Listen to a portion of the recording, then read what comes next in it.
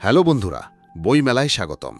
আজ আমরা James ক্লিয়ারের atomic habits বইটি নিয়ে কথা বলতে যাচ্ছি। রাত প্রায় 11টা বাজে।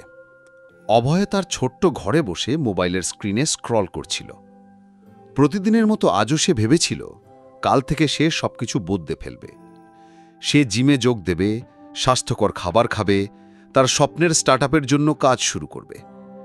কিন্তু প্রতিদিনের মতো আজও সে কেবল চিন্তাতেই রয়ে গেল। অভয় কোনো অসাধারণ মানুষ ছিল না।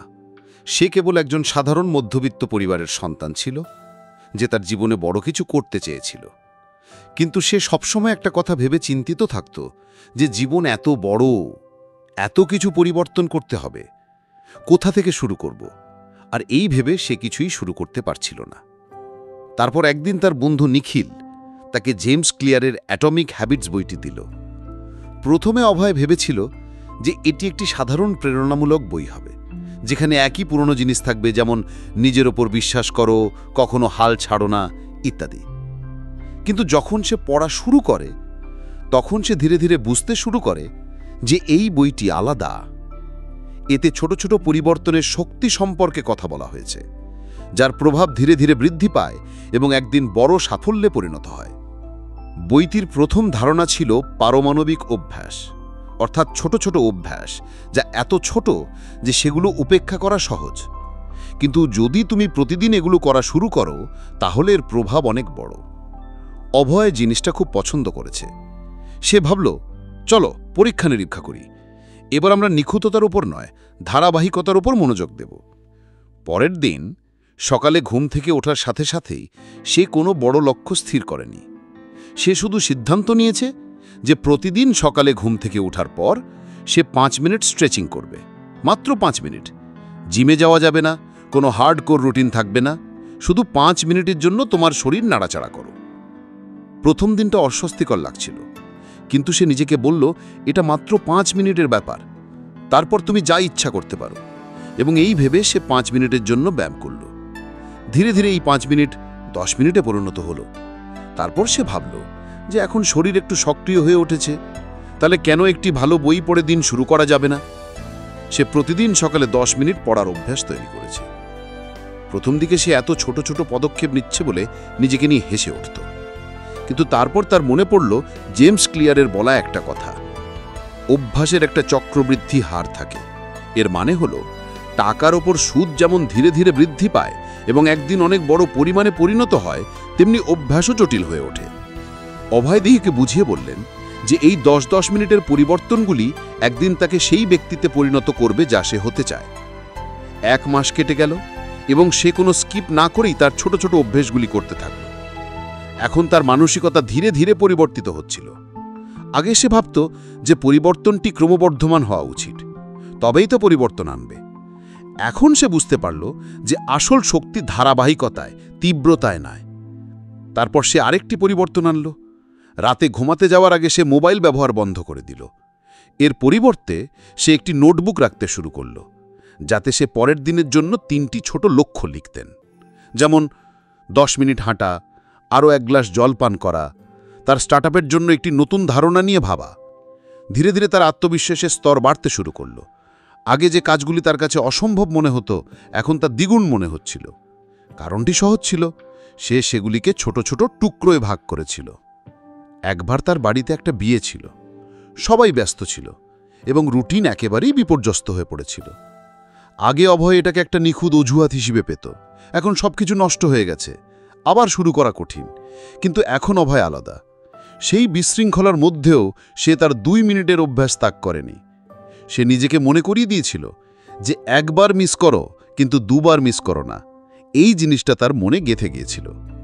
1 দিনের বিরতি যথেষ্ট, কিন্তু 2 দিনের বিরতি খুব দ্রুত অভ্যেসটাকে নষ্ট করে দেয়। অভয়ের জীবন এখন খুব একটা সুসংগঠিত ছিল না, কিন্তু খুব ইচ্ছাকৃত ছিল। সে প্রতিটি কাজ ভেবেচিন্তে করছিল। সে সোশ্যাল মিডিয়ার ব্যবহার কমিয়ে দিয়েছিল এবং স্ক্রিন টাইম ট্র্যাক করা শুরু করেছিল। সে একবারে এসব করত না। প্রতি সপ্তাহে সে শুধু একটি নতুন ছোট পরিবর্তন যোগ করত এবং পুরনোটা বজায় রাখত। কয়েক মাস পর তার বন্ধুরা তাকে দেখে অবাক হয়ে গেল। তুমি বদলে গেছো ভাই, তার এক বন্ধু বলল।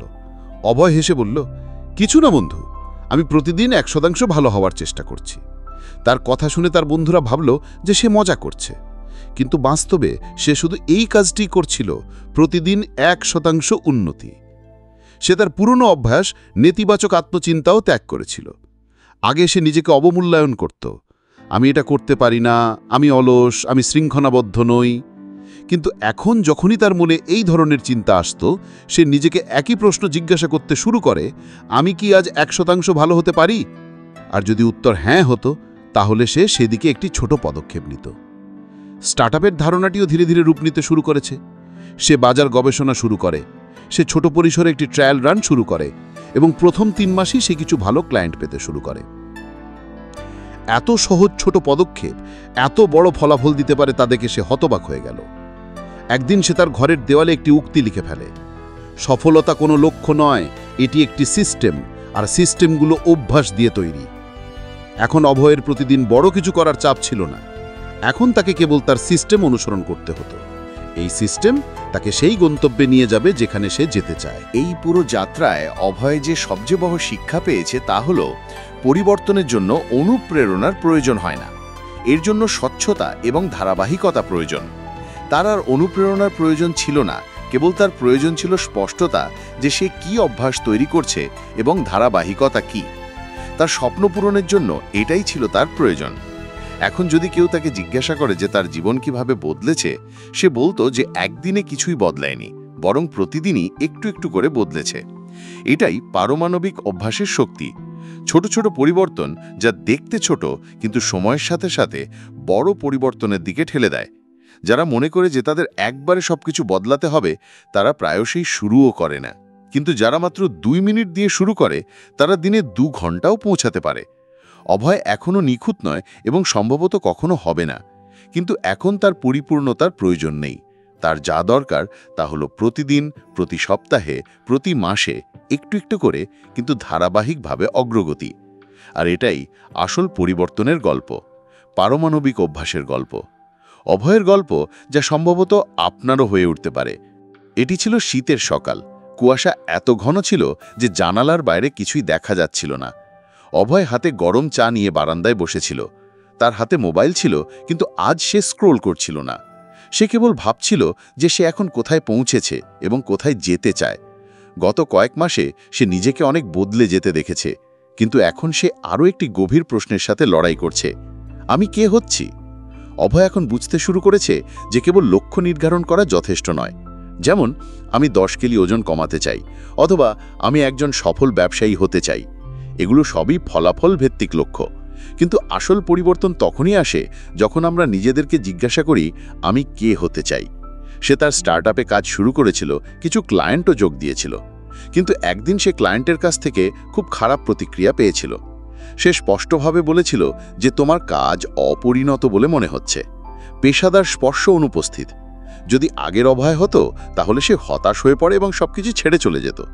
কিন্তু এখন সে নিজেকে একটি প্রশ্ন জিজ্ঞাসা করেছে, আমি যদি একজন দায়িত্বশীল উদ্যোক্তা হতে চাই, তাহলে আমি এই প্রতিক্রিয়া কিভাবে মোকাবেলা করব? এটি ছিল পরিচয় ভিত্তিক চিন্তা ভাবনা। সে ফলাফলের কথা চিন্তা করত না, সে কেবল নিজের সাথে সংযোগ স্থাপনের চেষ্টা করেছিল। সে ভাবতে শুরু করেছিল, আমি কি এমন একজন ব্যক্তি যে অসুবিধা থেকে পিছু হাঁটে, নাকি যে তাদের কাছ থেকে শেখে?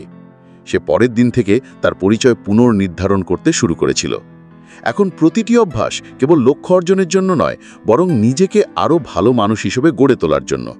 যেমন সে এখন নিজেকে বলেছে যে আমি এমন একজন ব্যক্তি যে প্রতিদিন নতুন কিছু শেখে। এর জন্য সে প্রতিদিন 15 মিনিটের জন্য নতুন কিছু পড়তে শুরু করে। সে আর ভাবেনি যে আমাকে এই বইটি 1 মাসের মধ্যে শেষ করতে হবে, বরং সে ভেবেছিল যে একজন পাঠক প্রতিদিন একটু একটু করে পড়ে।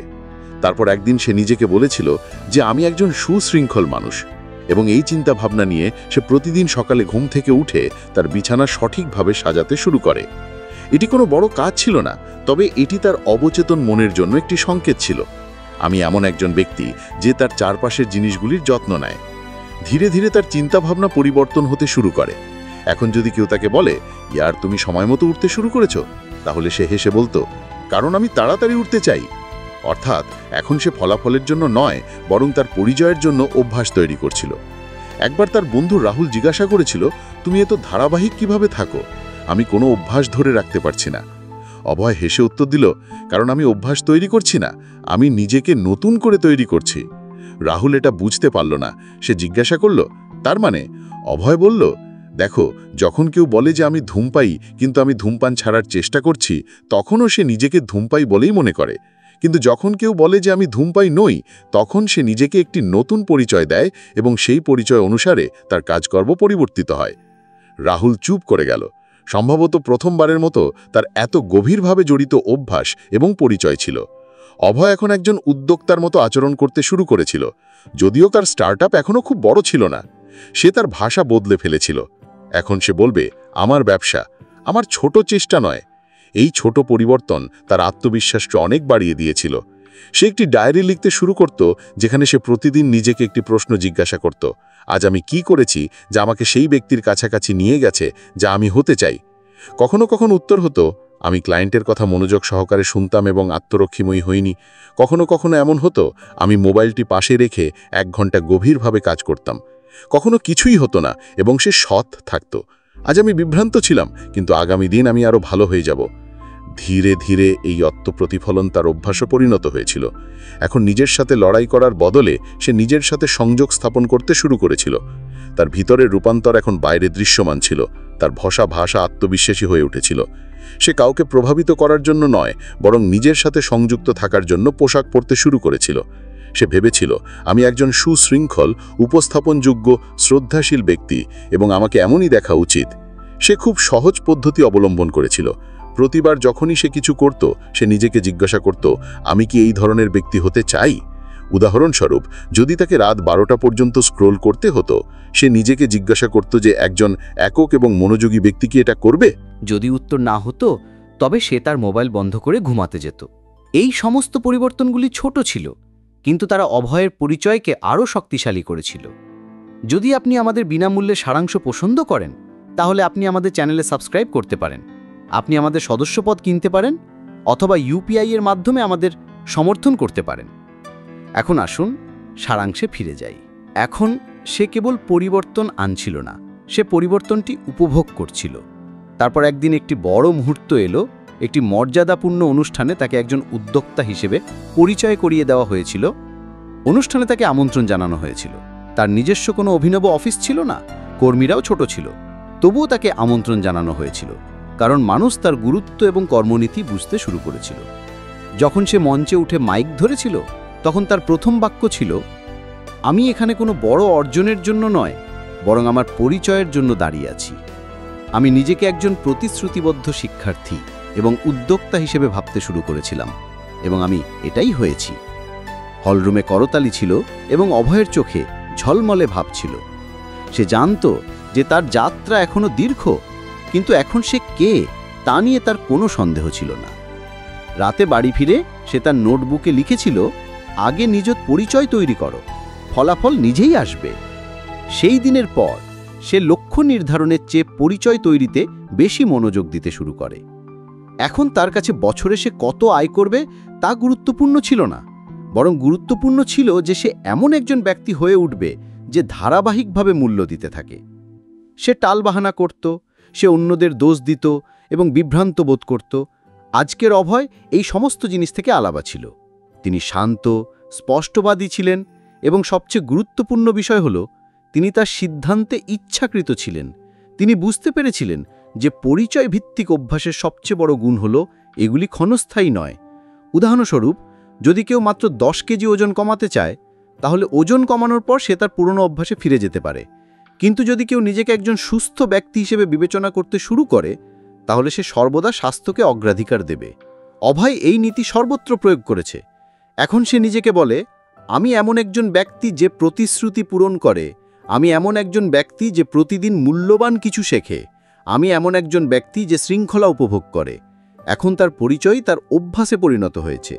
এই পুরো যাত্রায় সে শিখেছে যে আমরা যদি কেবল ফলাফলের ওপর মনোনিবেশ করি, তাহলে এটি কখনো স্বল্পমেয়াদী সুখের চেয়ে বেশি কিছু দেবে না। কিন্তু যদি আমরা আমাদের পরিচয় উন্নত করি, তাহলে সেই অভ্যাসগুলি স্বাভাবিকভাবেই আমাদের জীবনের একটি অংশ হয়ে উঠবে। আজও যখন অভয় তার দিন শুরু করে, তখন সে একটি চেকলিস্ট দিয়ে নয়, বরং এই চিন্তাভাবনা দিয়ে শুরু করে, আজ আমি সেই ব্যক্তির মতোই বাঁচব যা আমি হওয়ার চেষ্টা করছি। এবং এই মানসিকতা তার সবচেয়ে বড় শক্তি হয়ে উঠেছে।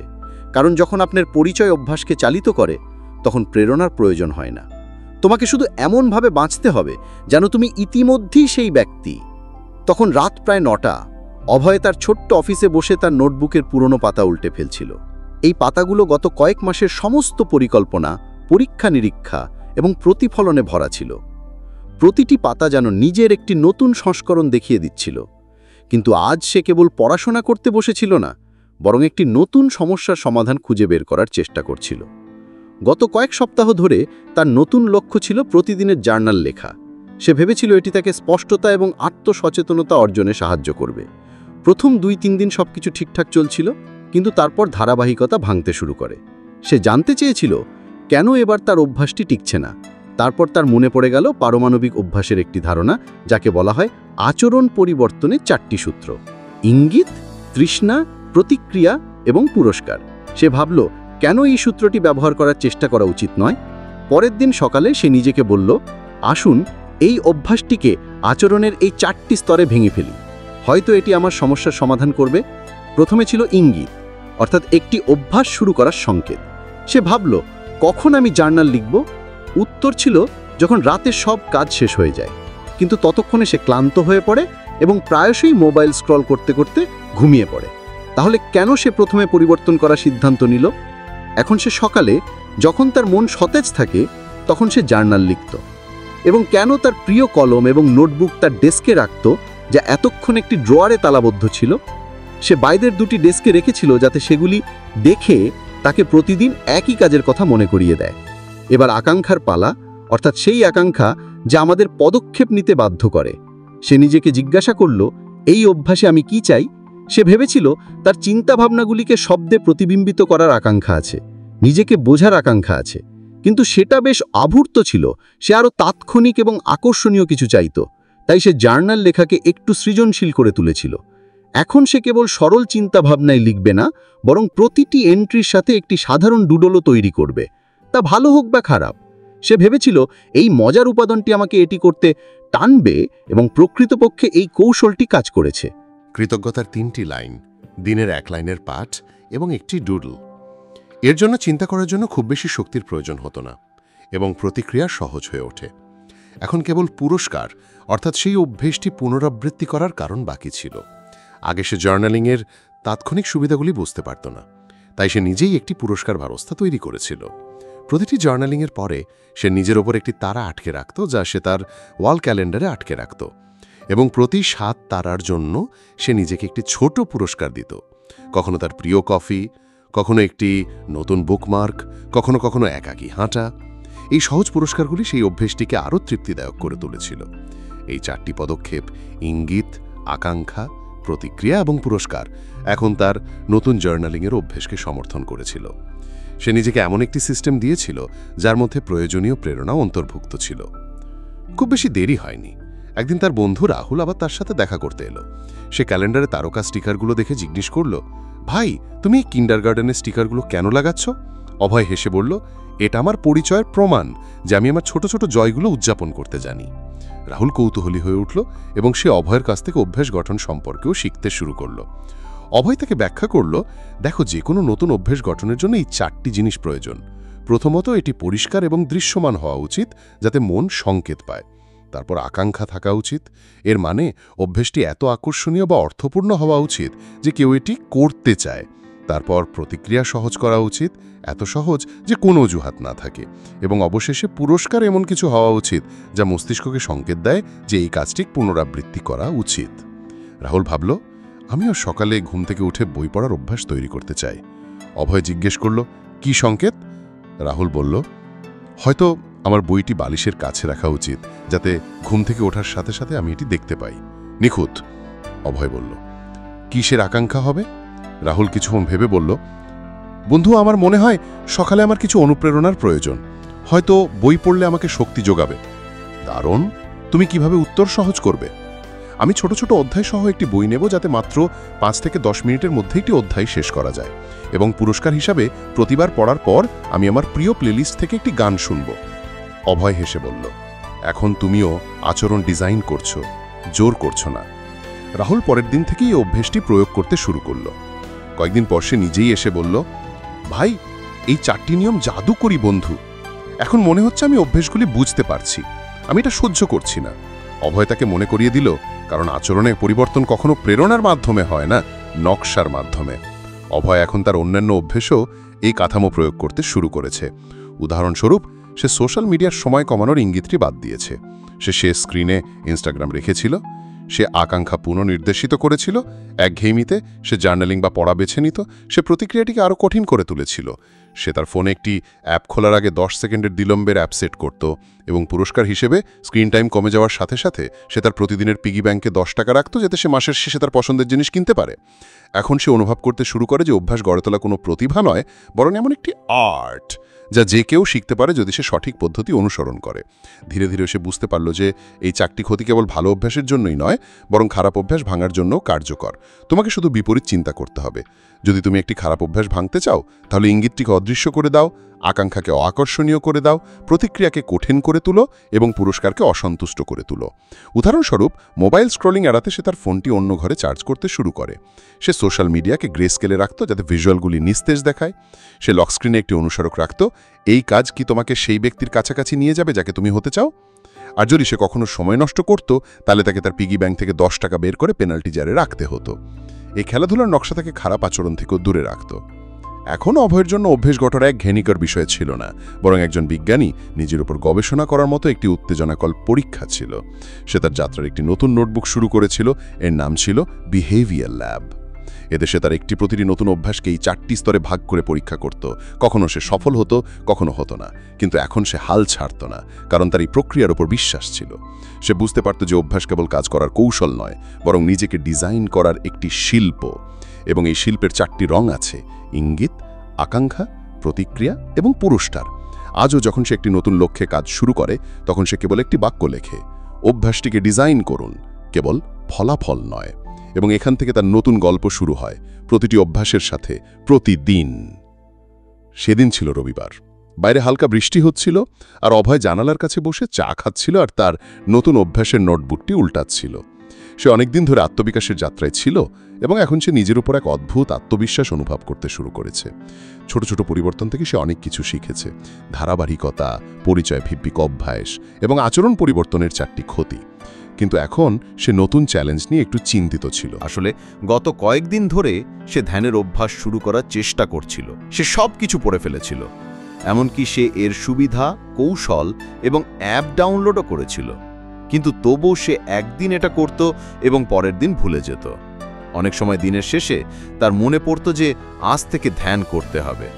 সে ভাবত যে আমি এত অভ্যাসের সাথে সামঞ্জস্যপূর্ণ থাকতে পারি, তাহলে আমি কেন ধ্যান করতে পারছি না? সেই সন্ধ্যায় সে অ্যাটমিক হ্যাবিটসের একই অংশে ফিরে গেল, যেখানে James clear make it obvious লিখেছিলেন। সে বইটার সেই অংশটি আবার পড়ল এবং তার মনে একটা জিনিস এলো: বাস্তবায়নের উদ্দেশ্য এবং অভ্যাস আটকে থাকা, অর্থাৎ অভ্যাসটিকে অস্পষ্ট না রেখে একটি স্ফটিক পরিষ্কার পরিকল্পনা তৈরি করা। কখন, কোথায় এবং কিভাবে আমি অভ্যাসটি করব? অভয় বুঝতে পেরেছিল যে তার ধ্যানের অভ্যাসের সবচেয়ে বড় সমস্যা হলো অস্পষ্টতা। সে মনে মনে ভেবেছিল যে সে প্রতিদিন ধ্যান করবে, কিন্তু কোনো নির্দিষ্ট সময় বা নির্দিষ্ট স্থান ছিল না। এবং যতক্ষণ পর্যন্ত অভ্যাসটি অস্পষ্ট থাকে, ততক্ষণ মন তা উপেক্ষা করে। পরের দিন থেকে সে বাস্তবায়নের উদ্দেশ্য প্রস্তুত করে। আমি প্রতিদিন সকাল 7টায় চা খাওয়ার সময় এটা করব। এর পরপরই আমি আমার পড়ার কোণে 5 মিনিট ধ্যান করব। এখন অভ্যাসটি হাঁটা নয়, বরং নির্দিষ্ট ছিল। কারণটিও নির্ধারিত ছিল। চা শেষ করার জন্য সময়ও নির্ধারিত ছিল এবং স্থানও নির্ধারিত ছিল। পরের দিন সে তার চা শেষ করার সাথে সাথেই সোজা পড়ার কোণে চলে গেল, অ্যাপটি খুলল এবং 5 মিনিটের ধ্যান করল। এবং সবচেয়ে মজার বিষয় ছিল যে তাকে কারণটি মনে রাখার দরকার ছিল না, কারণটি নিজেই কাজ করছিল। এই কৌশলটি তার জন্য খেলাটি বদলে দিল। এখন সে অভ্যাস ট্র্যাকিং অনুসন্ধানও করতে শুরু করল। সে ভাবতে শুরু করল যে বিদ্যমান অভ্যাসগুলিতে সে কোন নতুন অভ্যাস যুক্ত করতে পারে, যাতে সে স্বাভাবিকভাবেই তার মনে আটকে যায়। সে কিছু সহজ পদক্ষেপ নিল। যখন আমি রাতে আমার টুথব্রাশটি রেখে দেব, তখনই আমি কৃতজ্ঞতা জার্নালে একটি লাইন লিখব। যখন আমি সন্ধ্যায় আমার ল্যাপটপ বন্ধ করব, তখনই আমি 10 মিনিট হাঁটব। যখন আমি বাইরে থেকে এসে জুতো খুলে ফেলব তখনই আমি এক গ্লাস জল পান করব। এইভাবে প্রতিটি নতুন অভ্যাস পুরনো রুটিনের সাথে সংযুক্ত হয়ে গেল এবং এটি মনে রাখার বোঝা কমে গেল, কারণ মনকে নতুন কিছু মনে রাখতে হতো না, শুধু পুরনো অভ্যাসের সাথে নতুন একটা কাজ যোগ করতে হতো। একদিন তার বন্ধু রাহুল আবার তার সাথে দেখা করতে এসে বলল, ভাই, এখন তুমি রোবট হয়ে গেছো, তুমি সময় মতো সব কিছু করো। অভয় হেসে উঠল, রোবট না ভাই, আমি তো একটা সিস্টেমের মানুষ হয়ে গেছি। রাহুল বলল, আমাকেও সময় মতো পড়াশোনা করতে হয়, কিন্তু আমি মনোযোগ দিতে পারছি না।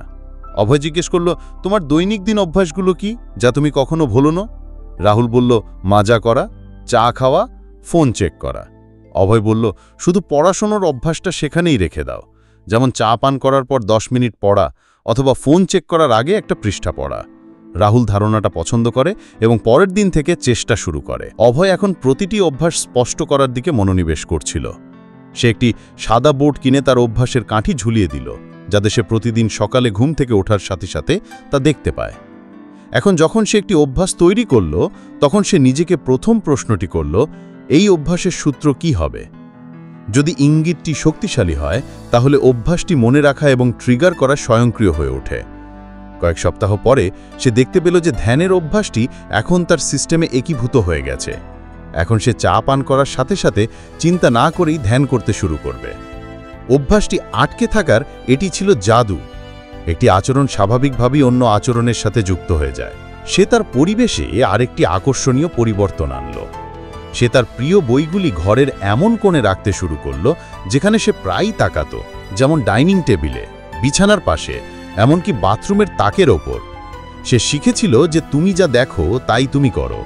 এখন ফোন দূরে রেখে এবং বইগুলি বন্ধ রেখে পড়া স্বয়ংক্রিয়ভাবে বাড়তে শুরু করল। সে নিজেকে ভুল অভ্যাসগুলি নয়, সঠিক অভ্যাসগুলি অনুশীলন করতে বলেছিল এবং সে মোবাইল ব্যবহারের ক্ষেত্রেও একই নীতি প্রয়োগ করেছিল। সে বিভ্রান্তিকর অ্যাপগুলিকে অন্য একটি ফোল্ডারে রেখেছিল এবং হোম স্ক্রিনে কেবল সেই অ্যাপগুলি রেখেছিল যা তাকে বেড়ে উঠতে সাহায্য করছিল, যেমন কিন্ডেল, নোশন এবং ধ্যান অ্যাপ। তারপর সে আরেকটি ধারণা, অভ্যাসের পরিবেশ গ্রহণ করেছিল। সে নিজের জন্য একটা পড়ার কোণ তৈরি করেছিল যেখানে কেবল বই এবং একটি আরামদায়ক চেয়ার ছিল। সে সেখানে বসার সাথে সাথে তার মস্তিষ্ক সংকেত গ্রহণ করত, এখন পড়ার সময়। এই নির্দিষ্ট স্থানের ইঙ্গিত তাকে পদক্ষেপ নিতে সাহায্য করেছিল। সে শিখেছিল যে পরিবেশ নীরজ আমাদের সিদ্ধান্তগুলিকে রূপ দেয়। ধীরে ধীরে তার বাড়ির প্রতিটি কোণের একটি উদ্দেশ্য ছিল, কেবল গভীর কাজের জন্য পড়ার টেবিল, কেবল ঘুমানোর জন্য বিছানা এবং কেবল নৈসর্গিক কথাবার্তার জন্য সোফা। এটি প্রতিটি অভ্যাসের জন্য একটি শারীরিক ইঙ্গিত দেয় এবং বিক্ষেপগুলি ধীরে ধীরে হ্রাস পেতে থাকে। এখন তার প্রেরণার প্রয়োজন ছিল না, স্পষ্টতাই তার প্রেরণা পরিণত হয়েছিল। প্রতিটি কাজের জন্য তাকে ভাবতে হতো না, তার ইঙ্গিতগুলি স্বয়ংক্রিয়ভাবে তাকে সঠিক দিকে ঠেলে দিত। তারপর একদিন সে আয়নায় নিজের দিকে তাকিয়ে হাসল। সে এখন এমন একজন ব্যক্তি হয়ে গেছে যে পরিবেশটি এমনভাবে ডিজাইন করেছে যাতে অভ্যাসগুলি স্বাভাবিকভাবে অনুসরণ করে। সে জানত যে স্পষ্টতা কার্যকে ট্রিগার করে এবং চিন্তাভাবনা সেটাকে বিলম্বিত করে। আজও যখন কেউ তাকে জিজ্ঞাসা করে, আপনি কিভাবে অভ্যাস বজায় রাখেন, সে উত্তর দেয়, আমি অভ্যাস তৈরি করি না, আমি ইঙ্গিত তৈরি করি। ইঙ্গিত তৃষ্ণা জাগায়, তৃষ্ণা প্রতিক্রিয়া এবং পুরস্কারের দিকে পরিচালিত হয়, চুক্তিটি শীল করে। আপনার যা দরকার তা হলো স্পষ্টতা, কখন, কোথায় এবং কিভাবে। তার জীবন এখন ইঙ্গিত ভিত্তিক জীবনযাপনে পরিণত হয়েছে, ইচ্ছাকৃত, ইচ্ছা এবং বিক্ষেপমুক্ত। কারণ যখন অভ্যাসগুলি স্পষ্ট হয়, তখন সেগুলি অনুসরণ করা কঠিন নয়, তারা কেবল প্রবাহিত হয়। অভয়ের জীবন এখন অনেক বদলে গেছে। তার সকালগুলো খুব ভোরে এবং মনোযোগী ছিল, দিনগুলো ছিল উৎপাদনশীল এবং রাতগুলো ছিল প্রতিফলিত। তার গৃহীত ছোট ছোট অভ্যাসগুলো তার পরিচয়ের অংশ হয়ে উঠেছে। কিন্তু একটি অভ্যাস ছিল যা সে বারবার শুরু করেছিল এবং ভেঙে ফেলেছিল, ব্যায়াম। সে অনেকবার ভেবেছিল যে তার ফিট থাকা উচিত। সে দৌড়ানোর জুতোও কিনেছিল, তার কাছে কিছু ইউটিউব ওয়ার্কআউটের প্লেলিস্টও ছিল এবং তার স্মার্ট ঘড়িতে রিমাইন্ডারও সেট করে রেখেছিল। কিন্তু যখনই ব্যায়ামের সময় আসত, সে তা পিছিয়ে দিতে থাকে। সে বলে, আমি ধ্যান করতে পারি, আমি জার্নালিং করতে পারি, কিন্তু কেন আমি ওয়ার্কআউট করতে পারছি না? উত্তরটি স্পষ্ট ছিল, তার কাছে এই কার্যকলাপটি বিরক্তিকর মনে হয়েছিল। এর মানে অভ্যাসটি আকর্ষণীয় ছিল না। সে আবার অ্যাটমিক হ্যাবিটসের একটি পুরনো লাইন মনে করে, এটিকে আকর্ষণীয় করে তুলুন। এবং এর সাথে সে টেম্পটেশন বান্ডলিং ধারণাটি মনে করে, অর্থাৎ একটি গুরুত্বপূর্ণ কিন্তু অপ্রিয়তিকর অভ্যাসকে এমন কিছুর সাথে একত্রিত করে যা আমরা খুব পছন্দ করি। সে ভেবেছিল, আমি গান শুনতে ভালোবাসি, বিশেষ করে বলিউড এবং রেট্রো ট্র্যাক। তাহলে কেন সঙ্গীতের সাথে ওয়ার্কআউট একত্রিত করব না? পরের দিনই সে ওয়ার্কআউট জালবা নামে একটি প্লেলিস্ট তৈরি করে, যার মধ্যে তার প্রিয় নৃত্যের গান ছিল। কিন্তু এতে খুব বেশি পরিবর্তন আসেনি। তারপর সে একটি ধারণা তৈরি করে, আমি যখনই ওয়ার্কআউট করি তখনই আমার প্রিয় গানগুলি শুনব। অর্থাৎ যখনই সে ব্যায়াম করবে তখনই সে তার প্রিয় সঙ্গীত পাবে। এটি একটি শক্তিশালী পুরস্কার হয়ে ওঠে। এখন প্রতিদিন সকালে যখনই সে গান শুনতে চাইত, সে নিজেকে মনে করিয়ে দিত, প্রথমে পুশ আপ, তারপর প্লেলিস্ট। এবং ধীরে ধীরে এই সিস্টেমটি কাজ করতে শুরু করে। এখন তার মন ভাবতে শুরু করে যে ওয়ার্কআউট মানে মজা, সঙ্গীত এবং শক্তি। সে তার ছোট ঘরের এক কোণে একটি মুভমেন্ট জোন তৈরি করে, যেখানে সে একটি যোগ ম্যাট, দড়ি লাফানো এবং একটি ব্লুটুথ স্পিকার রাখে। এই সেটআপটা দেখতে খুব আকর্ষণীয় ছিল না, কিন্তু এটি তার কাছে একটা আবেগ হয়ে ওঠে। ধীরে ধীরে সে আরও কৌশল ব্যবহার করতে শুরু করে। যেমন ওয়ার্কআউট করার সময় সে তার প্রিয় পডকাস্ট শুনতে শুরু করে, যেখানে অনুপ্রেরণামূলক লোকেরা তাদের সাফল্যের গল্প ভাগ করে। তার মনে হয়েছিল যেন সে জিমে নেই, বরং কোনো গোপন মাস্টার ক্লাসে আছে। এর ফলে অভ্যাসটি বিরক্তিকর হওয়ার পরিবর্তে প্রেরণাদায়ক বলে মনে হয়েছিল। একদিন তার বন্ধু রাহুল আবার এসে দেখে যে ওয়ার্কআউটের মাঝখানে অভয় হাসছে। রাহুল বলল, ভাই, জিমে না যাওয়া সত্ত্বেও তুমি এত ধারাবাহিক কিভাবে হয়ে গেলে? অভয় হেসে বলল, কারণ এখন ওয়ার্কআউট শাস্তি নয়, এটা একটা পার্টিতে পরিণত হয়েছে। রাহুলের কাছে এই ধারণাটা একটু অদ্ভুত মনে হয়েছে। কিন্তু যখন সে দেখল যে অভয় প্রতিদিন তার প্রিয় গানে নাচ, স্ট্রেচিং এবং পুশ আপ করে আনন্দ করছে, তখন সে নিশ্চিত হয়েছে যে এই পদ্ধতি কাজ করে।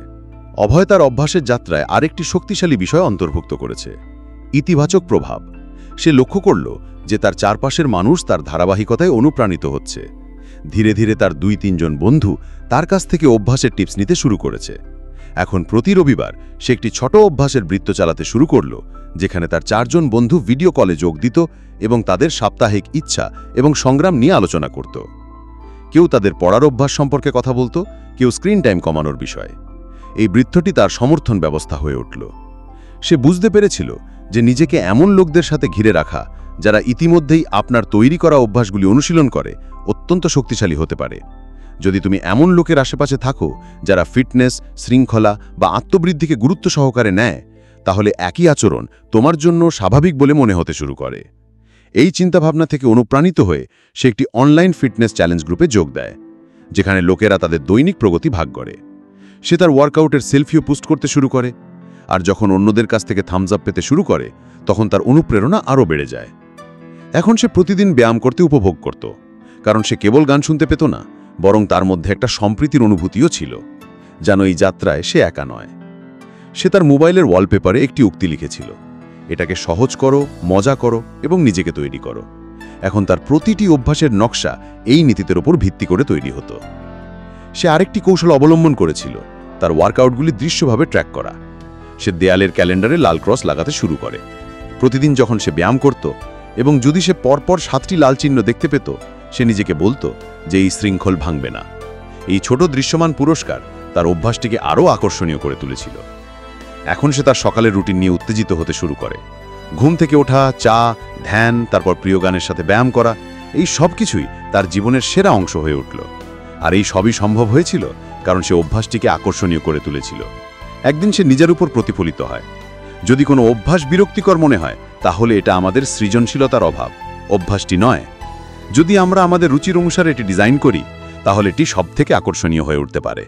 এখন প্রতিটি অভ্যাস শুরু করার আগে সে নিজেকে জিজ্ঞাসা করত, কিভাবে আমি এটাকে মজাদার করতে পারি। যদি সে পড়ত, তাহলে আরামদায়ক আলো এবং চা দিয়ে। যদি সে জার্নাল লিখত, তাহলে তার প্রিয় কলম এবং ডুডল দিয়ে। যদি সে গভীর কাজ করত, তাহলে ব্যাকগ্রাউন্ডে ফোকাসড মিউজিক এবং একটি সঠিক ডেস্ক সেটআপ দিয়ে। এই ছোট ছোট ডিজাইনের পরিবর্তনগুলি বিরক্তিকর কাজটিকে জাদুকরী করে তুলেছিল। একবার রাহুল তাকে মজা করে বলেছিল, তুমি অভ্যাসগুলিকে এত আকর্ষণীয় করে তোলো যেটি নেটফ্লিক্স শো দেখার মতো মনে হয়। অভয় উত্তর দিল, কারণ যখন অভ্যাস বিরক্তিকর হয় না, তখন কোনো অজুহাত থাকে না। এখন তার মনোযোগ কেবল আত্মশৃঙ্খলার ওপর নয়, বরং আত্ম আনন্দের ওপরও ছিল। সে জানত যে যদি কোনো অভ্যাস আকর্ষণীয় না হয়, তবে তা বেশিক্ষণ স্থায়ী হয় না।